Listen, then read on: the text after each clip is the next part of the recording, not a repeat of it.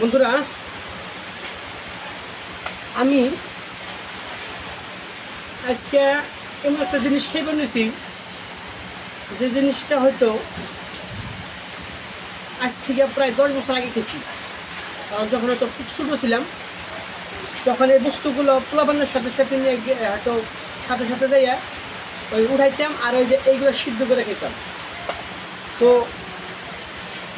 একবার দেখুন এই বস্তুটা কি, হয়তো সবাই জানুন চিনুনও, কিন্তু আমি নাম কম না। হ্যাঁ, হয়তো আপনারা নাম কমেন্ট করে জানাবেন এটা নাম কি। আপনাদের ওই জায়গায় হয়তো নানান জায়গায় কী কী বলে, কারণ এটার কয়েকটা নাম আছে, তো হয়তো বিভিন্ন জায়গায় বিভিন্ন নামে পরিচিত।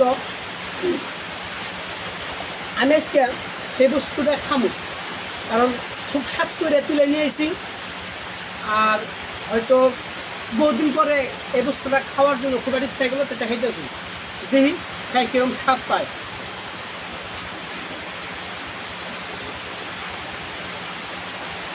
বন্ধুরা, যখন খুব অভাব ছিল,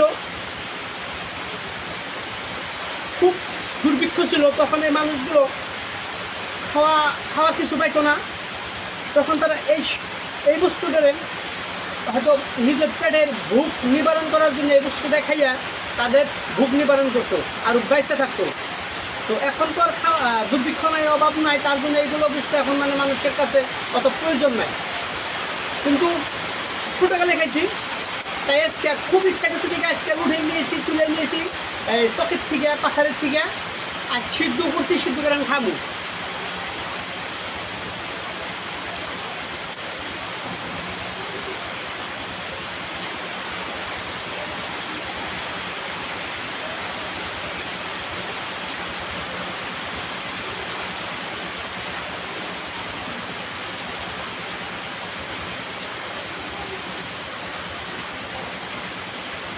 এটাই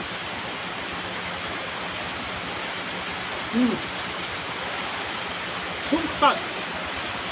আজকে আমার ছোটোবেলার কথা মনে পড়তেছে, আমরা যে 7 বেলা হয়তো উঠে উঠে খাইতাম, সেই ছোটোবেলার কথা মনে পড়তেছে।